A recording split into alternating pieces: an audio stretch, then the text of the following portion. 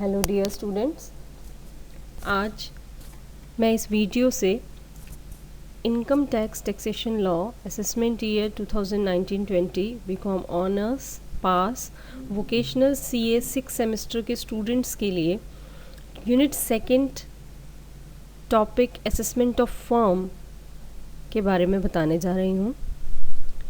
ये टॉपिक बहुत ही important topic है न्यूमेरिकल एंड थ्योरी दोनों पॉइंट ऑफ व्यू से। तो स्टार्ट करते हैं अपना आज का टॉपिक। स्टार्ट करने से पहले मेरी आप लोगों से फिर वही अपील कि डीएवी सेंटनरी कॉलेज फरीदाबाद के इस यूट्यूब चैनल को आप सब लोग सब्सक्राइब कर लें, बेल आइकन के बटन को प्रेस कर लें ताकि आगे जो भी वीडियोस और बनती हैं उसकी आपको नोटिफिकेशंस मिल सकें। According to section 2 subsection 23, firm shall have the same meaning as assigned to it in the Indian Partnership Act 1932। Income tax ने फर्म की कोई अलग से डेफिनेशन नहीं बताई है।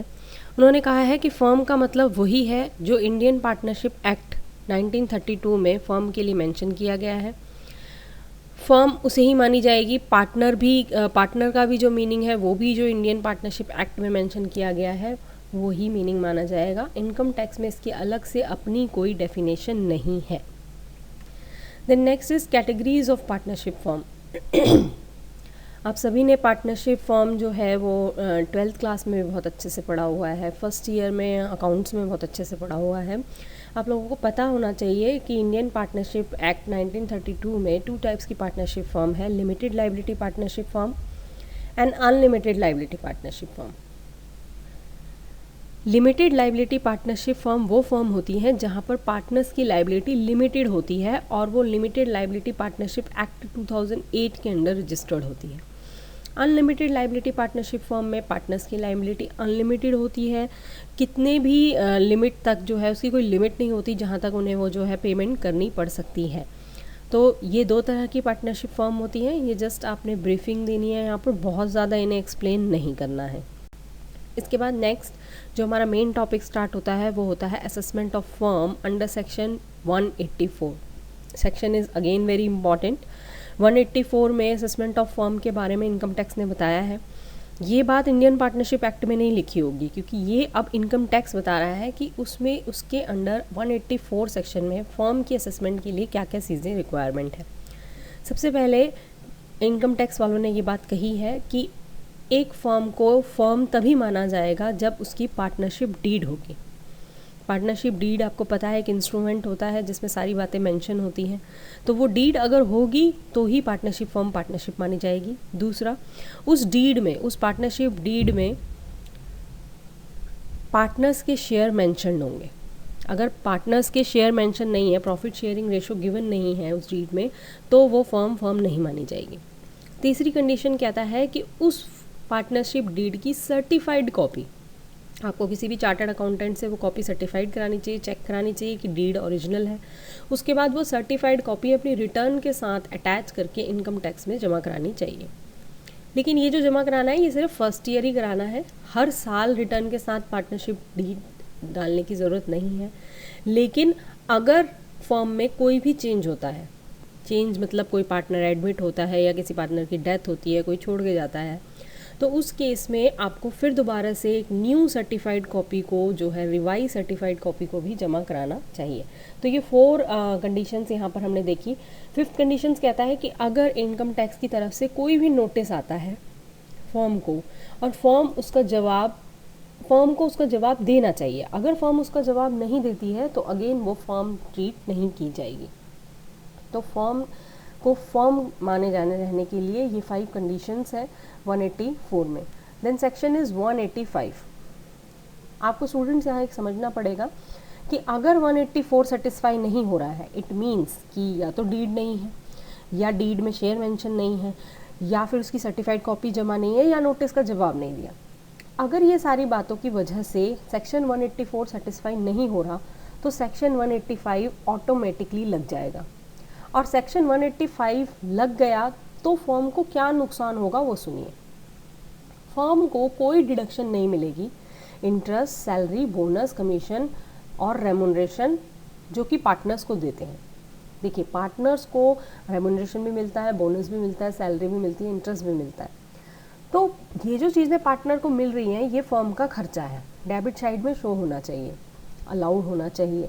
लेकिन अगर फर्म की कंडीशंस फुलफिल नहीं कर रही है, 184 सेटिस्फाई नहीं कर रही है, तो फिर उसे profit and gains from business और प्रोफेशन यानी बिजनेस हेड में से ये सारी डिडक्शंस, ये सारे एक्सपेंसेस अलाउड नहीं होंगे। क्लियर? तो ये 185 सेक्शन कहता है। Then next is computation of firm's total income. Total income of firm is computed head wise. ठीक है, फर्म की टोटल इनकम हेड वाइज निकाली जाती है। और फर्म के कितने हेड होते हैं? नॉर्मली जो हेड होते हैं वो कितने होते हैं? 5 हेड्स ऑफ इनकम होते हैं। Income from salary, income from house property, income from business, capital gain and other source. लेकिन फर्म के केसेस में या एचयूएफ के केसेस में हेड होते हैं 4, क्योंकि सैलरी हेड नहीं हो सकता। सैलरी हेड किसी भी कंपनी, फर्म, एओपी, बीओआई, आपका एचयूएफ का नहीं हो सकता, क्योंकि सैलरी हेड सिर्फ एक इंडिविजुअल का ही होता है। तो अगर हम सैलरी हेड को हटा दें तो एक फर्म का हाउस प्रॉपर्टी हेड हो सकता है, फर्म के नाम पे कोई हाउस रजिस्टर्ड हो सकता है। फर्म का बिजनेस हेड तो होता ही है मेन, क्योंकि बिजनेस कर रही है फर्म। फर्म का कैपिटल गेन हो सकता है कि मान लीजिए उसने कोई अपने शेयर्स बेचे या उसने अपने कोई डिवेंचर्स वगैरह शेयर सेल किए। देन फर्म का अदर सोर्स हो सकता है, इंटरेस्ट उसे मिल सकता है। तो इस केस में फर्म के 4 हेड्स ऑफ इनकम होते हैं और उन 4 हेड्स ऑफ इनकम को जोड़ के हम उसकी टोटल इनकम निकालते हैं। नेक्स्ट हम आते हैं P&L अकाउंट पे। एक बिजनेसमैन का P&L अकाउंट ऐसा होता है जिसमें बिजनेसमैन अपनी मर्जी से उसमें कोई भी इनकम ज़्यादा दिखा के, एक्सपेंस दिखा के जो है वो अपने प्रॉफिट एंड लॉस को अच्छा बता सकता है या बुरा बता सकता है। तो इनकम टैक्स ने यही बात समझाते हुए पीजीबीपी चैप्टर है इम्पॉर्टेंट पीजीबीपी, क्योंकि उसको किए बिना आप फर्म को नहीं समझ पाओगे। इसीलिए मैंने ये स्लाइड में पीजीबीपी को थोड़ा सा समझाने की कोशिश की है। मुझे उम्मीद है कि आप लोगों को अच्छे से समझ आएगा, क्योंकि जब तक आप इसको नहीं समझ पाते हैं तब तक आप फर्म की ना तो थ्योरी ना ही न्यूमेरिकल अटैम्प्ट कर सकते हैं।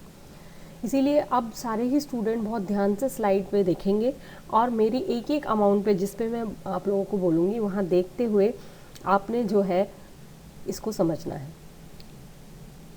P&L अकाउंट अगर एक बिजनेसमैन का यहाँ पर दिख रहा है, डेबिट साइड में पर्टिकुलर अमाउंट है, क्रेडिट साइड में पर्टिकुलर अमाउंट है। क्रेडिट साइड में सेल्स है 1 लाख की, इंटरेस्ट है 10,000 का, तो 1,10,000 रुपये आपका टोटल आ गया। डेबिट साइड में ऑफिस के एक्सपेंसेस हैं 10,000 के, हाउस प्रॉपर्टी का रिपेयर है 30,000 का, तो बैलेंसिंग फिगर प्रॉफिट आ गई 70,000। अब आपको इसमें 2 चीज़ें रेड दिखाई दे रही हैं, इंटरेस्ट और रिपेयर्स फ्रॉम हाउस प्रॉपर्टी। मान लीजिए अगर ये जो बिजनेसमैन है ये किसी टेक्सटाइल इंडस्ट्री का है, तो टेक्सटाइल इंडस्ट्री से अगर उसको कुछ इनकम हो रही है तो वो इनकम सेल्स है उसकी 1 लाख। इंटरेस्ट अगर उसे कहीं डिवेंचर्स का या कोई कमीशन, कोई इंटरेस्ट, कोई डिविडेंड उसे बाहर से मिल रहा है, तो वो उसकी बिजनेस की इनकम नहीं हो सकती, वो उसकी इनकम अदर सोर्स की होगी, बिजनेस की इनकम नहीं है। तो उसने बिजनेस में क्यों शो किया? शो करने का रीज़न ये रह सकता है कि वो अपना प्रॉफिट जो है अच्छा दिखा के जो है इम्प्रेस करना चाहता है अपने क्रेडिटर्स को, आउटसाइडर्स को, कि मेरा प्रॉफिट बहुत अच्छा है, इसीलिए वो एक्स्ट्रा इनकम्स जोड़ के जो है अपना प्रॉफिट बढ़ा लेता है। इसके बाद अगर ऐसे ही हम एक्सपेंस की बात करें तो एक्सपेंस में उसने एक ऐसा एक्सपेंस दिखाया है जो कि उसका हाउस प्रॉपर्टी से रिलेटेड है, पर्सनल एक्सपेंस है, लेकिन फिर भी उसने डेबिट साइड में दिखा दिया। एक्सपेंस दिखाने से प्रॉफिट जो है वो हमेशा कम हो जाता है, क्योंकि डेबिट साइड में है, लेस हो रहा है वो अमाउंट। अगर ये 30,000 रुपये ना होते तो हमारा प्रॉफिट ऑटोमेटिकली 30,000 से बढ़ जाता। क्लियर हो रहा है ना? तो इनकम दिखा के वो प्रॉफिट को बढ़ाना चाहता है ताकि आउटसाइडर्स पे अच्छी इमेज जाए। एक्सपेंस दिखा के वो प्रॉफिट को कम करना चाहता है ताकि उसका प्रॉफिट कम आए तो उसे टैक्स भी कम पे करना पड़े। ऐसी जो बाइफर्केशन वो कर रहा है, इनकम टैक्स वाले इसे अलाउ नहीं करते हैं। उनकी नज़रें जो है वो इन्हीं चीज़ों पे रहती हैं और वो क्या कहते हैं, disallowed expenses debited to P&L account. Disallowed expenses means कोई भी पर्सनल एक्सपेंस, इनकम टैक्स कह लो, आपका रिजर्व फंड, प्रोविजन, ये सारी ही चीज़ें जो डिसअलाउड है और तुमने P&L में डेबिट कर रखी है। जैसे देखो यहाँ पर डेबिट कर रखी है रिपेयर्स हाउस प्रॉपर्टी की, तो अगर वो डेबिट कर रखी है, वो डिसअलाउड है, is to be added back in net profit, उसको नेट प्रॉफिट में ऐड कर देना चाहिए, है ना। क्यों कर देना चाहिए? क्योंकि प्रॉफिट 70,000 था, 70,000 में 30,000 माइनस हो रखे हैं जो कि होने नहीं चाहिए थे। तो अब आप उस 30,000 को प्लस कर दीजिए और अपने प्रॉफिट को 1,00,000 दिखा दीजिए कि आपका प्रॉफिट वो उतने से ज़्यादा है। इसके बाद अब इधर आते हैं, disallowed income credited to P&L account. Disallowed income जो कि P&L अकाउंट में 10,000 शो हो रखी है, जो डिसअलाउड है, is to be deducted from net profit, उसे नेट प्रॉफिट में से डिडक्ट कर दो, क्योंकि वो नेट प्रॉफिट में ऐड है, ऑलरेडी ऐड है। देखो 10,000 रुपये ऐड करके ही तो आपका प्रॉफिट 70,000 आया, तो आपको उसको ऐड नहीं करना चाहिए क्योंकि वो उसकी बिजनेस की इनकम नहीं है। हमें बिजनेस में सिर्फ बिजनेस की ही इनकम को देखना है, अदर सोर्स की, हाउस प्रॉपर्टी की किसी इनकम एक्सपेंडिचर को हमें नहीं देखना। तो उस केस में हम इंटरेस्ट को ऐड कर देंगे, इंटरेस्ट को माइनस कर देंगे नेट प्रॉफिट में से, यानी अब हमारा प्रॉफिट कितना रह गया ये सोचिए। हाँ जी, फिर से बोल रही हूँ, 70,000 में हमने 30,000 को प्लस कर दिया क्योंकि वो डिसअलाउड एक्सपेंस थे, और 10,000 को माइनस कर दिया क्योंकि वो डिसअलाउड इनकम थी। ठीक है, जब हमने ये सब किया तो अब मेरा जो प्रॉफिट आया वो आया 90,000। ठीक है, जो मैं आपको नेक्स्ट स्लाइड में भी दिखाऊंगी। लेकिन उससे पहले डिसअलाउड एक्सपेंसेस के कुछ एग्जांपल्स मैंने लिखे हैं, जैसे पर्सनल एक्सपेंस हो गया, इनकम टैक्स क्योंकि ये भी पर्सनली पे कर रहा है वो, reserve fund provision, reserve fund provision अगर P&L में डेबिट हो रखे हैं, जैसे मान लीजिए P&L में बैड डेट रिजर्व डेबिट हो रखा है, या कोई फंड या कोई प्रोविजन डेबिट हो रखा है, तो उसको आपको डिसअलाउड करना ही चाहिए। रीज़न ये है, इनकम टैक्स वाले कहते हैं कि हम रिजर्व फंड और प्रोविजन को खर्चा नहीं मानते। रिजर्व फंड प्रोविजन क्या होता है? उसका मतलब होता है कि आपने एक जगह से पैसा उठाया और दूसरी जगह पैसा रख दिया, ये कह के कि इस पैसे को हम तभी हाथ लगाएंगे जब हमें बैड डेट्स होंगे। एक्चुअल में तो वो पैसा खर्च नहीं हुआ ना, जस्ट आपने कंटिजेंसी प्रिपेयर करी है। तो इनकम टैक्स वालों के लिए ये चीज़ जो है वो डिसअलाउड होती है, वो एक्चुअल एक्सपेंडिचर को ही जो है आपका खर्चा बताते हैं।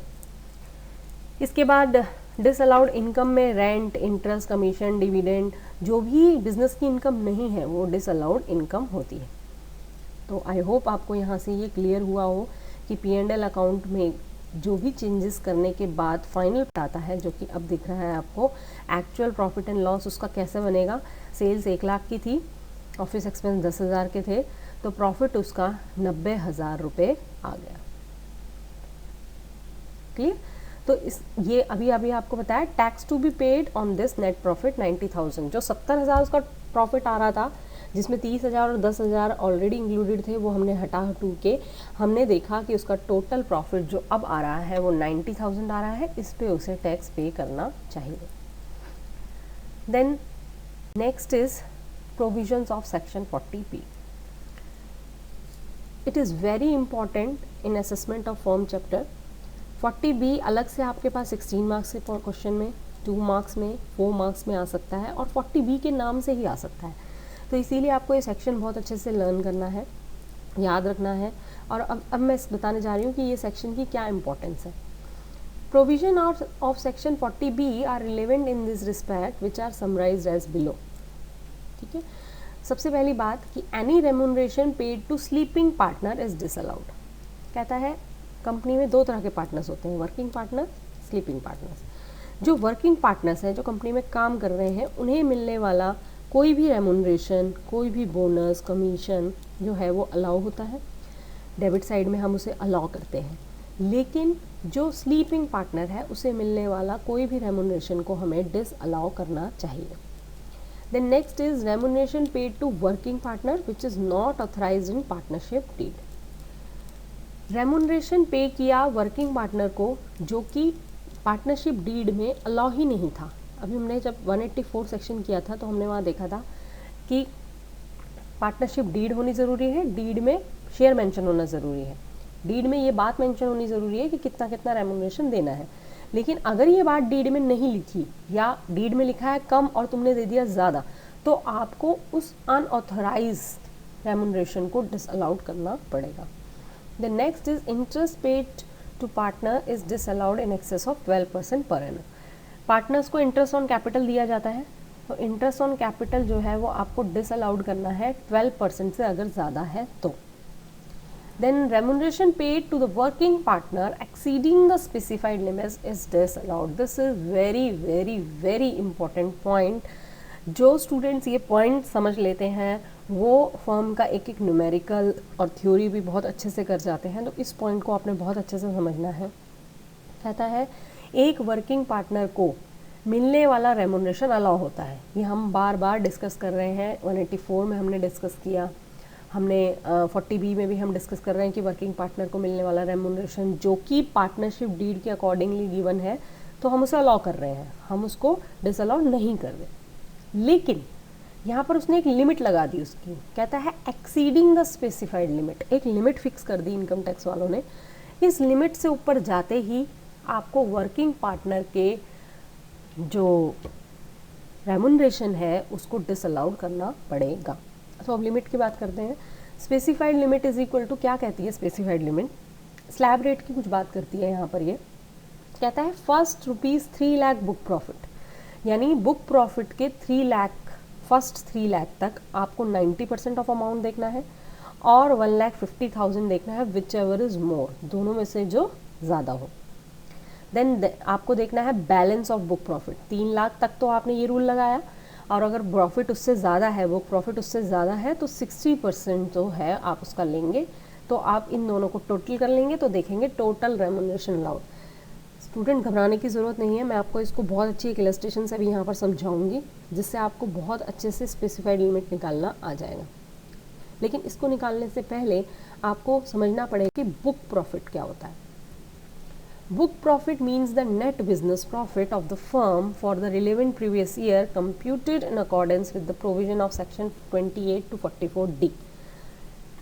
Book profit एक्चुअल में वो प्रॉफिट है जो प्रॉफिट आपका आप पीजीपीपी में निकालते थे। अभी जब मैंने आपको लास्ट टू लास्ट स्लाइड में दिखाया था कि हमने 90,000 निकाला था, एक तरह से वो बुक प्रॉफिट ही था। तो बुक प्रॉफिट सेक्शन 28 44D जो बात कर रहा है ये पीजीपीपी के सेक्शन है। तो ये कहता है कि जैसे पीजीपीपी में आप प्रॉफिट निकालते हो वही प्रॉफिट आपका बुक प्रॉफिट है, बट उस प्रॉफिट में लिखा हुआ है shall be increase by the aggregate amount of remuneration. कहता है उस प्रॉफिट में बस तुम एक चीज़ और ऐड कर दो, रेम्यूनरेशन वर्किंग पार्टनर का सारा ऐड कर दो एक बार, ठीक है। लिमिट हम बाद में चेक करेंगे। लिमिट अभी आपको मैंने क्या बताया था, रेम्यूनरेशन जो है वर्किंग पार्टनर्स का अलाउड है, लेकिन कितना अलाउड है लिमिट को देखते हुए अलाउड है। तो लिमिट हम बाद में देख लेंगे। अभी बुक प्रॉफिट निकालते टाइम आप पहले तो सारे डिसअलाउड एक्सपेंसेस, डिसअलाउड इनकम, उनका ट्रीटमेंट कर लो। जैसा अभी मैंने आपको लास्ट टू लास्ट स्लाइड में 90,000 निकाल के दिखाया था। पहले आपने सारा उसका ट्रीटमेंट कर लिया, फिर उसमें एक चीज़ और ऐड कर लो, वो क्या है आपका रेम्यूनरेशन पार्टनर्स का। जब आप इसे ऐड कर लेंगे तो आपके पास आ जाएगा बुक प्रॉफिट। एक बार इसका फॉर्मेट भी देख लेते हैं। सबसे पहले आपको P&L से नेट प्रॉफिट निकालना है, उठाना है। P&L अकाउंट में से नेट प्रॉफिट आपको गिवन होगा, वो उठा के आपने लिखना है। उसमें आपने ऐड करनी है disallowed expenses debited to P&L account, जैसे हमने भी लास्ट टू लास्ट स्लाइड में देखा था। ऐड कर दिया आपने वो expenses debited to P&L account but disallowed add कर दोगे। सैलरी, बोनस, कमीशन और remuneration to partners if debited to P&L account. आपके पार्टनर्स को जो भी रेम्यूनरेशन मिला है अगर वो P&L अकाउंट में डेबिट हो रखा है तो आप उसे भी ऐड कर दोगे। इंटरेस्ट 12% से ज़्यादा गिवन है तो उसे ऐड कर दोगे। लेस कर दोगे अगर कोई इनकम, लेस कर दोगे अगर कोई इनकम गलत शो हो रखी है जो कि बिजनेस हेड में होनी नहीं चाहिए, वो लेस कर दोगे, तो आपके पास आ जाएगा आपका बुक प्रॉफिट। क्लियर हो गया सबको?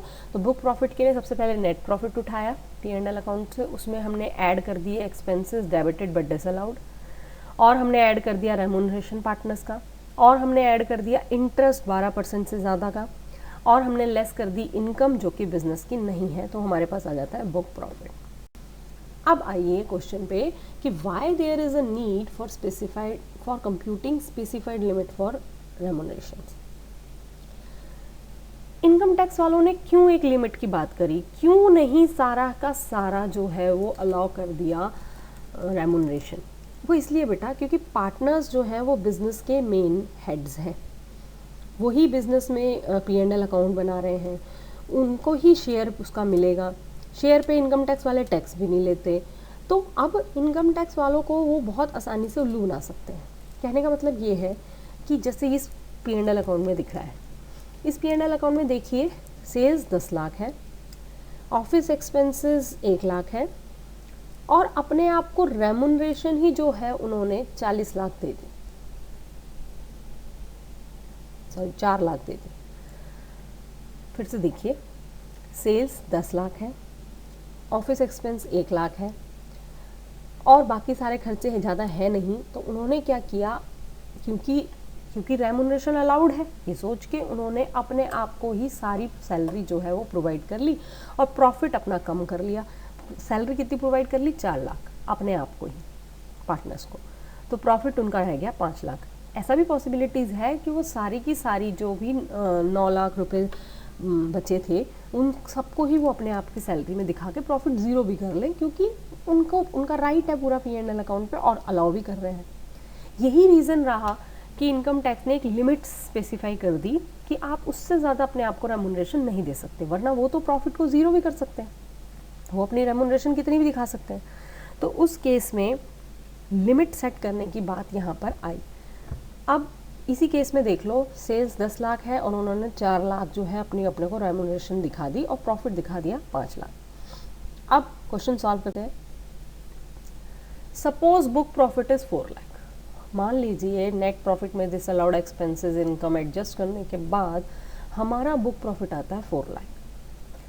तो 4 लाख अगर बुक प्रॉफिट आया तो पहले 3 लाख, स्पेसिफाइड लिमिट क्या कहती है याद करो, स्पेसिफाइड लिमिट कहती है फर्स्ट 3 लाख बुक प्रॉफिट पे आपको दो चीज़ें चेक करनी है, 90% ऑफ 3 लाख दैट इज 2,70,000 और 1,50,000 विच एवर इज मोर, दोनों में से जो ज़्यादा हो। तो ज़्यादा आया 2,70,000। इसके बाद प्रॉफिट कितना था? 4 लाख। 4 लाख में से 3 लाख की ट्रीटमेंट तो आपने कर दी जिसमें 270 आ गया। अब प्रॉफिट कितना बचा? 4 लाख माइनस 3 लाख 1 लाख। 1 लाख का 60% निकाल लिया 60,000। इट मीन्स कि टोटल रेमुनरेशन कितनी अलाउ हो सकती है उसे अकॉर्डिंग टू स्पेसिफाइड लिमिट, वो है 3,30,000, 2,70,000 प्लस 60,000। सबको क्लियर हुआ? तो टोटल रेमुनरेशन 3,30,000 मिल सकती थी, लेकिन उन्होंने अपने आप को कितनी रेमुनरेशन दे दी? 4 लाख। ठीक है, तो उनको अब डिडक्शन कितनी मिलेगी? डिडक्शन उन्हें कितनी मिलनी चाहिए आप खुद सोचिए। स्पेसिफाइड लिमिट कहती है 3,30,000 आनी चाहिए तुम्हारी रेमुनरेशन, वो खुद कह रहे हैं कि नहीं हम तो 4 लाख दे रहे हैं अपने आप को। तो अब क्वेश्चन यहाँ अराइज होता है कि how much deduction is to be given from net profit. आप खुद सोचिए कि 3,30,000 उसे माइनस करें, उसको इतनी डिडक्शन दें, या 4 लाख की डिडक्शन से पूरी दे दें। तो इसका क्वेश्चन का आंसर आपको मैंने जब स्पेसिफाइड लिमिट बताई थी वहीं करा दिया था कि actual remuneration can not be exceeded specified limit. Specified limit से आप ज़्यादा रेमुनरेशन नहीं दे सकते। क्लियर? इसका मतलब रेमुनरेशन हमसे कितनी अलाउड होगी? 3,30,000। ठीक है, तो ये बात यहाँ पर कह रहा है according to section 40B least of the following is allowed as deduction. दोनों में से जो छोटा होगा उतने की डिडक्शन मिलेगी। एक्चुअल रेमुनरेशन 4 लाख थी, स्पेसिफाइड लिमिट 40B की आई 3,30,000, तो दोनों में से छोटा आया आपका 3,30,000, तो 3,30,000 की ही डिडक्शन उसे मिलेगी। इट मीन्स कि अब उसका प्रॉफिट कैसे निकलेगा? याद करिए उसका प्रॉफिट था 4 लाख, बुक प्रॉफिट कितना था? 4 लाख। तो 4 लाख में से 3,30,000 की उसे दे दीजिए डिडक्शन, माइनस कर दीजिए, तो बैलेंस उसका प्रॉफिट टैक्सेबल हो जाएगा। ठीक है, तो ये मैंने एक इलस्ट्रेशन से आपको समझाने की कोशिश करी। इस इलस्ट्रेशन को बार बार सुनना ताकि आप इसकी बारीकियों को क्लिक कर पाओ, तभी आपको जो है ये अच्छे से समझ आएगा। Then next is computation of total income of firm. ये फॉर्मेट आपको ज़रूर बना के आना है। जब आप एग्ज़ाम में ये क्वेश्चन अटैम्प्ट करेंगे तो जो इलस्ट्रेशंस मैंने आपको बताई वो सब आपको डालने की इतनी ज़रूरत नहीं है थ्योरेटिकल पॉइंट ऑफ व्यू से, लेकिन ये चीज़ आप ज़रूर डाल के आएँ, computation of total income of firm. ये फॉर्मेट जो है देखिए स्टार्ट ही हेड से हुआ है, इनकम फ्रॉम हाउस प्रॉपर्टी, क्योंकि सैलरी हेड इसका होता नहीं है। इनकम फ्रॉम हाउस प्रॉपर्टी है, इनकम फ्रॉम बिजनेस है, इसको देखिए फिर दोबारा से ऐसे ही दिखा रखा है। रेमुनरेशन टू पार्टनर्स जो है वो लेस करना है, एक्चुअल रेमुनरेशन और specified limit whichever is जो लेस आएगा। स्पेसिफाइड लिमिट कैसे निकलती है वो भी दिखा रखा है income from business. Then capital gain, then other source, gross total income, then deduction. Deduction students आपको 80C to 80U नहीं लिखनी है, आपको सारी डिडक्शंस के नाम लिखने हैं क्योंकि इसको लिमिटेड डिडक्शन ही मिलती है। आपको 80G, 80GGA, GGC, 80T IA है, it's not TA, IA, IB, IC, ID, IE, 80 IA, ठीक है। तो टोटल इनकम जो है उसकी इस तरीके से आ जाती है। Then next is computation of tax liability of firm. Firm पे जो टैक्स लायबिलिटी लगती है वो स्लैब रेट से नहीं लगती, तो टोटल इनकम जो भी आती है उस टोटल इनकम का आपको टैक्स निकालना है। LTCG पे 20%, STCG 111A पे 15%, कैजुअल इनकम पे 30%, बैलेंस इनकम पे 30%। कोई स्लैब रेट नहीं लगता, जितनी बैलेंस बचेगी उस पर 30% के रेट से टैक्स लगाते हैं। 15% सरचार्ज लगाते हैं अगर 1 करोड़ से ऊपर है, 4% एजुकेशन एंड हेल्थ सेस लगाते हैं, ग्रॉस टोटल इनकम आ जाती है, TDS एडवांस टैक्स माइनस करते हैं, नेट टैक्स लायबिलिटी आ जाती है। तो ये तो सेम ही है आपका इंडिविजुअल की तरह, बस डिफरेंस ये है कि इसमें टैक्स ऑन बैलेंस इनकम जो है वो स्लैब रेट के अकॉर्डिंग ना होते हुए @, 30% फ्लैट रेट होता है। तो स्टूडेंट्स ये था आपका most important chapter assessment of firm. मैं आप लोगों से ये रिक्वेस्ट करूँगी कि इस चैप्टर को बहुत अच्छे से करें, और अगर स्टूडेंट्स को समझ आ गया है तो इसके न्यूमेरिकल्स करें। अगर इसके न्यूमेरिकल्स आप करते हैं तो एग्ज़ाम में आप ये लगा के चलिए कि 90% चांसेस होते हैं कि इसके न्यूमेरिकल्स आए। तो आप न्यूमेरिकल्स अगर करके जाते हो तो बहुत इजी लेवल के न्यूमेरिकल आते हैं, आप 16 मार्क्स अच्छे से अपने सिक्योर कर सकते हो। तो न्यूमेरिकल करते रहें, और कोई डाउट्स, कोई परेशानी है तो कमेंट बॉक्स में ज़रूर लिखें। मैं अपने वीडियो के एंड में ये भी कहना चाहूँगी स्टूडेंट्स कि सारे ही टीचर्स इस टाइम पे, जो लॉकडाउन का टाइम है, बहुत मेहनत कर रहे हैं आप लोगों को पढ़ाने के लिए। Videos, PPTs, notes, zoom classes, जो पॉसिबल हो पाए हम सब वो सारी चीज़ें देने की आप लोगों को कोशिश कर रहे हैं। इसके बाद रिस्पॉन्सिबिलिटी आपकी बनती है कि आप घर में वो चीज़ पढ़ें और टीचर को ये ज़रूर बताएं कि आप पढ़ रहे हैं। अब हमें कैसे पता चलेगा? आपके फीडबैक से। तो आप लोग ज़रूर फीडबैक जो है अपना टीचर्स को व्हाट्सएप के थ्रू या वीडियोस में कमेंट के थ्रू ज़रूर दीजिए। अगर आप लिखेंगे कि यस मैम मैंने पढ़ लिया, मुझे ये चीज़ समझ आ गई, मुझे ये चीज़ नहीं समझ आई, ये आपके ही कमेंट्स के मोटिवेशन होती है कि जिसकी वजह से मैं आगे और वीडियोस बनाती हूँ, या मुझे पता चलता है कि किस टॉपिक पे ज़्यादा दिक्कत है तो मैं उस टॉपिक पे वीडियो बनाती हूँ। तो अगर आप कमेंट करेंगे ही नहीं, फीडबैक देंगे ही नहीं, तो ये मेरे लिए बहुत मुश्किल रहेगा कि मैं कोई भी वीडियो आगे बनाऊँ या कोई भी नोट्स आगे प्रोवाइड करूँ। तो आप लोग टाइम टू टाइम मुझे ज़रूर बताते रहें, जिस भी मोड से बताना चाहते हैं, मुझे व्हाट्सएप करना चाहते हैं, वीडियोस में कमेंट करना चाहते हैं, जो भी मोड आपका रहता है आप ज़रूर एक बार बताएं कि आपको ये वीडियोस कैसी लग रही हैं, और आपको कोई परेशानी है या आपको कोई और नई टॉपिक पे वीडियो चाहिए, या आपको ये चीज़ समझ नहीं आई, तो मैं पूरी कोशिश करूँगी कि नेक्स्ट टाइम आपको वो अच्छे से समझाऊँ। इसी के साथ स्टूडेंट्स पढ़ते रहिए, अपना ध्यान रखिए, घर पे रहिए, सेफ रहिए। Thank you.